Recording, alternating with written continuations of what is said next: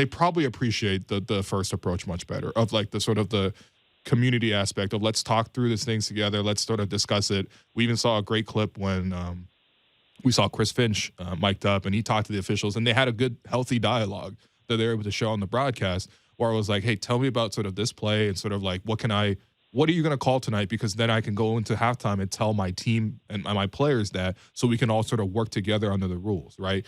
I think where you don't want to see is a sort of like really strict cop-like approach that a lot of the refs have taken. And so for Fred, I mean, look, listen, Fred knew what he was doing. He, thought about it at the start of the interview, didn't initially go into this rant, but once he was asked enough times with officiating, you could tell a switch, went in his head, and he's like, you know what, I will pay $50K for this. Yeah. And I do wonder how much the fine will be. Yeah, the fine's going to be astronomical, and I feel like a part of it too. There's a players' union; they won't be astronomical. I feel like a part of it, but I feel like they're going to fine them whatever the maximum amount that they can, because this is pretty direct. And I think the other thing too is like not to take away from this. Obviously there's a history between Fred and Ben Taylor, but like I think it's just the frustration of the season as well, right? Yeah, for sure. Like the Raptors are in a different position here. I'm sure Fred would probably maybe take a different approach versus this, but the season has been really frustrating for them.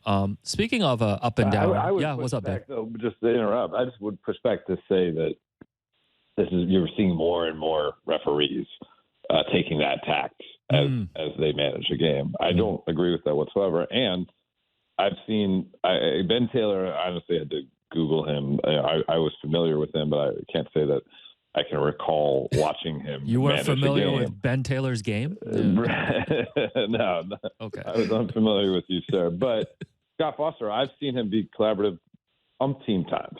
Mm-hmm. It's not like he is only tossing out tees and giving guys the stiff arm when they want to discuss what he's seeing on the court. So I think we got to give some nuance here. These referees aren't robots, and even the ones that get called out for a negative interaction with the player, we're not seeing them be strictly one way. They can be emotional, just like players can be emotional sometimes.